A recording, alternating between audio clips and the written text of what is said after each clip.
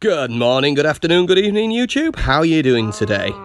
This is me, James. We're going for a part 2 of the last episode. I think we're on episode 8 of adventuring. So, there's a couple of things we need to get done before we set off.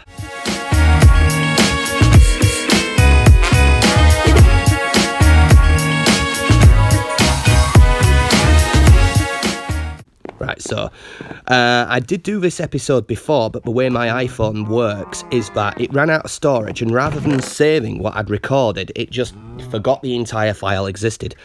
So I've got to do this again, but never mind. Right, so what we need is, I could do with stripping out some of my stuff. What I'm going to need is I'm going to need a furnace, because that'll give me the ability to cook food on the go. A sword. My sword is looking a bit low, but that will do. Pickaxes, shovels, I'll need some food. So I harvested a load of wheat, and now what we'll do is we will craft some bread. It's quite good, is that? I've done some work off camera as well just before we get going, and I'll show you this later on. But I've decided that I'm going to stick my house up here. We'll just show you a bit of this now. We're going to have a nice garden path. There's lots of saplings about because I'm regrowing all the trees I killed. And this is going to be the size of my new home, which is 4 times the size of that, with a central pillar to help with lighting problems. And this is going to be where I'm going to be living. This is my home. It's got some beautiful coastal views once I get rid of those trees. I'm going to have some garden. And then this area is going to be my farming stuff. So I might actually convert this into a barn. Right then, let's go. I know exactly what's going to happen on this episode, unlike other episodes where I just do things on the fly. But I may actually be able to make an absolute balls up of the episode like I did last time. So what we're going to do is we're going to stick some food in this hotbar. We have a clock in the very right of our hotbar in order to tell us what time of day it is roughly. There we go. We have a map. Let's show you a new thing. If you have a look at your armor tab, you've got a shield thing below your armor. This is also your offhand slot. So the game considers me to be right-handed, even though I'm left. So in my offhand, I have a map. So that works as like a little map heads-up display. We're going to go off in this direction because this is where we went before. So as you can see, we've got acacia trees because this is a savanna biome. We've got some big mountains in the way. Now you've got a choice with this. You can either sprint, which consumes a lot of your food through your hunger bar, or you could just mosey. And one thing we needed a furnace for is because if we kill food en route, we could settle down and we could cook some later on. There's horses in plains biomes and some leather that got dropped, rotten flesh, which got dropped by a zombie. Some lakes and puddles, which is good. And then this is what I found. I found a village. We're going to do a whole episode on a village at some point. But for now, it's fine the way it is. So what is a village? A village has quite a few different constructs in it. Like houses, like the one here. Paths. This looks a bit messed up, but I'll tidy it up later. And villagers. These mobile entities live here, and they all have different jobs. Like, let's have a look. Let's have a look at what we got. So there's no farmer available. I think they're all starting to head indoors because the sun's going to set. Here we go. So he's going to go indoors. And then what you can do is he's gone to bed, and I've just woke him up. And so he's not happy about that. So if you just... Okay, I'll deal with you later. So they're all going to bed right now, so I can't trade with them, but you can use a variety of in-game things to trade with villagers. And some of you advanced players might notice that I'm not going to sleep. This is because I didn't in the first one. So we've got buildings, we've got a bit of a mess. We've got little farming areas where people will decide they're going to farm. We've got... I'm not sure whether this is a robot or whether it's powered by magic, but we've got an iron golem defending the village, which is absolutely brilliant. Would you like to go somewhere like home? You can't stay here. You're going to be a zombie magnet. So the iron golem is making absolute mincemeat out of zombies, which is good. So zombies like villagers, and if zombies kill villagers, there's a chance they'll come back as a zombie villager, which is not good. So, oh, there's a creeper there. There's a house without a door. A house without a door is useless. I'll have to put some doors on this place then. Modify this village a bit. I'm being attacked. What by? Skelly. That's fine.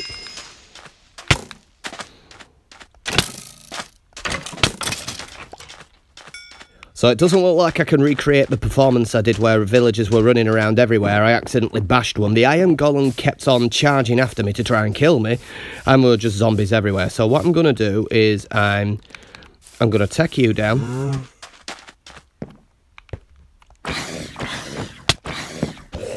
You shouldn't even recognise this as a house. Yeah. Yeah, this is a bad situation to be in. Let's drag his bed out of this hotbar.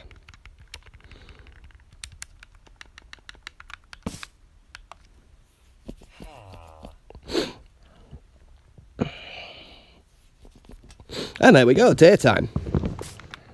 Pick up his bed. Always pick up your bed. Otherwise you'll find you'll leave it a kilometre away. So farmer's going to get up. Have a look around. Probably going to go to his job site. And he's going to consider harvesting some food. Right, I'm going to try and trade with him. So what he'd like from me is he'd like 26 potatoes and he'll give me an emerald. Or if I've got any emeralds, he'll give me 6 bread for it. And as I trade with him, do you see the grey bar over here on the right? That's how much experience he will gain. If any part of this bar is blue, that means he already has experience. As I trade with villagers, they will gain more. You have a creeper banner? I didn't realise that. They've really updated villagers recently. And I've just traded with him, giving him 32 rotten flesh, and I now have an emerald. He's now paying attention to me. And I might be able to get 4 redstone off him.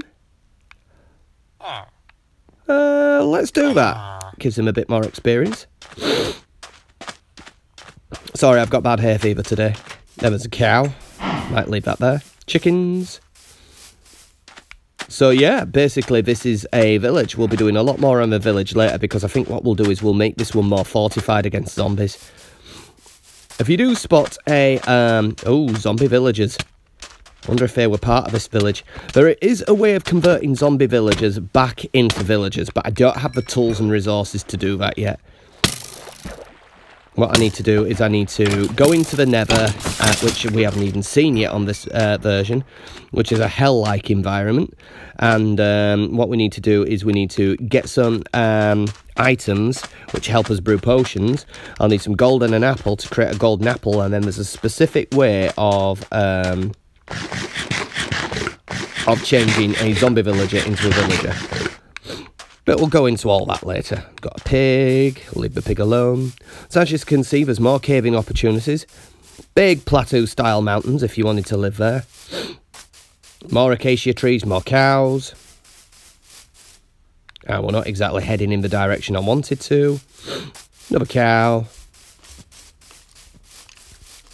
And then we blend into a desert biome. The cactus is over here. I've already collected some, but I'll show you what they do to you. We get up close. There's a river as well. I don't know how rivers exist without creating dirt and soil. Come on. There we go. You walk up to the side of a cactus block, right, and it'll hurt you. It'll chew through your armour as well. You can grow cactuses essentially to make a living wall which will hurt enemies if they try and approach you. So we're going to get to the end of a ocean biome, and we're just going to go for a bit of a swim. Now bearing in mind you've got an oxygen bar underneath your hunger bar on the top right corner of my screen, and that is depleting rapidly. There are ways to make this oxygen bar work better, or air bar. Air bar. Now I just want to have a quick look at what you could see in ocean biomes. We'll be exploring ocean biomes in far greater detail later. This is just our beginnings. So we've got kelp, got seagrass, got coral reef blocks and coral fan blocks, You can harvest these and stick them other places, but if you don't give them access to water, they do die quite rapidly, the coral blocks. Got dolphins. Dolphins often want to lead you to buried treasure. Got fish. I've not actually seen those type of fish before. Are they green? I think they're white and green fish. I could capture that if I had a bucket. Let's just see if I have a bucket. Not on me. So you could use a fishing rod to fish, but you'll only get the fish as like a pickup, like an object to cook with or to trade with. But you can catch a live fish using a bucket, and then you can put them in your own aquariums. I've got a dolphin following me. Wow, look at all this. This is going to be fascinating for... I'm going to take some health damage now. Yeah, just a bit.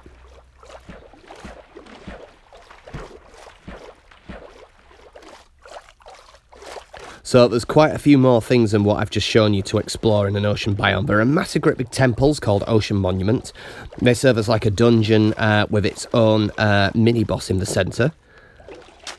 You have to be well prepared for them. Good source of gravel if you've got the right equipment. You can enchant your armour, which we'll talk about later, to have aqua affinity. I think that means that you... are not slowed down by water when you're mining. Respiration, which means that you don't use your oxygen meter as fast, so it lasts longer. Now, there's potions of underwater breathing you can make. And there's also, Depth Strider, which allows you to move around in water as if you're moving around in air, I believe. So there's quite a few enchantments we're going to need from something later on in the game called an enchantment table. And when we get them, we'll be far better at mining underwater. Oh, hello, a drowned zombie.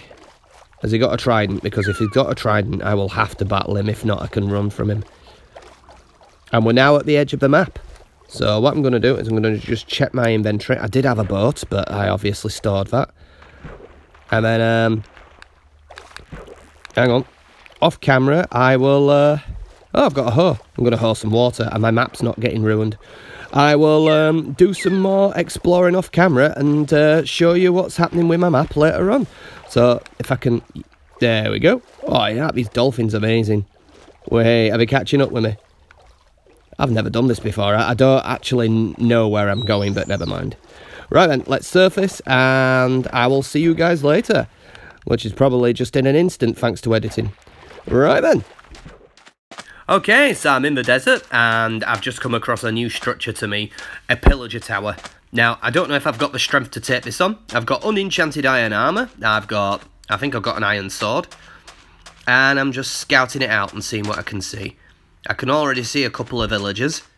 Don't know what type they are. I think they've got crossbows. They are going to pose me a real nuisance.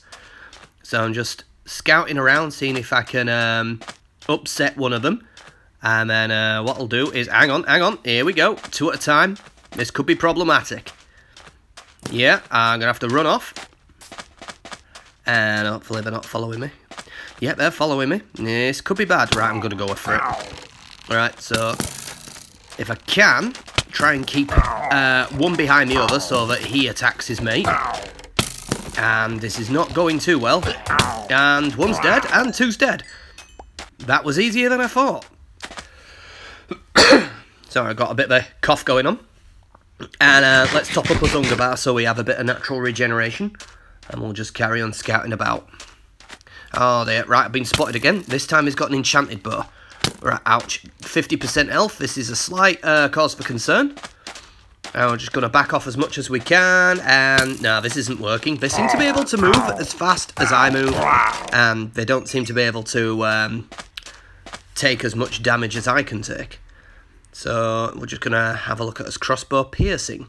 That'll have something to do with armour piercing, won't it? I'll check that later. And then we've got... Ouch. Just... You can give over. Got another one. He doesn't seem to know I'm here. Let's just top up his bread. I wonder if this structure just keeps generating villagers. Right. For those who don't know, this is an illager outpost, or a pillager outpost, I don't know what it's called. Nice little structure. Added for the Village and Pillage update, and this guy's got a banner. And I've got the, what that was on screen was I've now got the Bad Omen effect. I think that means when I next enter a village, I am going to trigger a raid, which is lovely. I'm being attacked again. At least I think I am. From up here. Yeah, I'll get you. I just have to, yeah, let's just do the old jump and sword swing. Yep. It's amazing how high you can jump in full iron armour with an iron sword. So I'm just going to punch my way through. Why not? This is Minecraft. I will make my own front door. And let's see what we've got in here. Nice enough structure. Bit simple, bit small. Stairs up to here. More stairs. Lovely use of stairs. And, oh, yes. Yes. What's in the chest? We got bottle of enchanting, some carrots, iron, a crossbow. Let's take the enchanting bottle as well. Some other bits and pieces. That's good. And I think I'll also take the chest as well. We'll add that to our home. This is really good. Back down we go. I'll have to check out this position again to see if it generates illagers or whether that's it now. Illagers, pillagers, villagers. That looks like some kind of tent with a crafting table. Okay, interesting. A crafting tent. Could easily be an ice cream for all I know. And I've been wondering about this. It's a an iron golem, and he looks like he's in a cage. Now I wonder whose allegiances he owes himself to.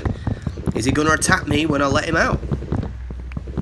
Could it have been that I could have let him out in the first place and he would have helped me?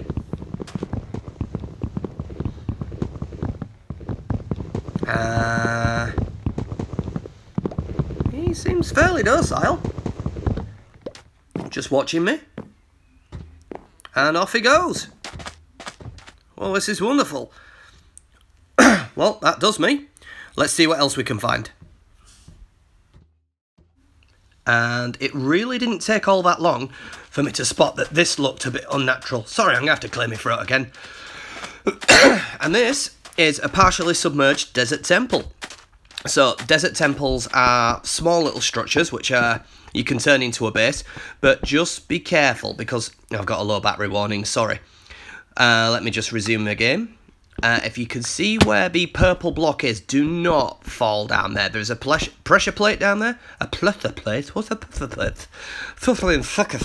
Anyway, if you land on the pressure plate, which I'm going to show you when we get down there, you'll set off a load of TNT below it and you'll blow yourself to kingdom come. So, what we need to do is work around the inner walls, and what we want to do is we want to dig our way down slowly, and it's getting dark down here, so if you've got any torches that might be a good idea. And you could see just to my right on the ground we had a pressure plate. I'm going to put some useful stuff in, collect some emeralds, always good to have some iron. I don't know what else I need to take, I'll just leave that here, I can always come back. So there's 4 chests down here and it's difficult to see, and we'll all have a random amount of goodies in. Best thing to do might be to pick up that pressure plate by breaking it, because if you stand on it or activate it, boom. Just having a look at some zombie flesh, because I know I can trade that, and the, oh, what's he called? The cleric. He will be able to give me some good stuff. I found some horse armour, more emeralds. I think I might take the gunpowder as well, make some TNT blocks out of that if you combine it with sand. Take the bones, they're always useful. I don't have much in the way of string, but I don't know. Yeah, I'll take the string and put that there. See, the beauty about playing this in single player is I can just leave anything anywhere. Ooh, an apple. A golden apple. We haven't even covered golden apples. Can I take the golden apple? I'm just gathering up my bones first. Yeah. Yeah, who needs a fish? Yeah, don't need a fish. Fish are everywhere. Golden apples are rare and expensive. Nice golden apple. This is good. Just might put that down here. And put some bread up here. That's good. I'm just reorganising my hotbar a bit. So, next trick is to get out of here, again without triggering the pressure plate. Eventually, if you want to, you could take the TNT that's below the pressure plate. I will show you that later on, but just trust me, it's down there. And you could convert this, if you wanted, into a base of operations. You just need to remember the coordinates, which is why I always have coordinates on screen. And I'm just going to start digging my way out of here. And it looks like I have to dig through quite a bit of sand. And yeah, we're nearly there. I can see blue sky above. Yeah, we're almost there. And bingo. Right, that's it for me. Let's see what else we can find. Now, this isn't of much interest to many players, but I've seen something, and this is the second time I've seen it. This island is completely disconnected from the ocean bed. Completely disconnected. I haven't, like, disconnected it. This is how I found it completely. And I like it.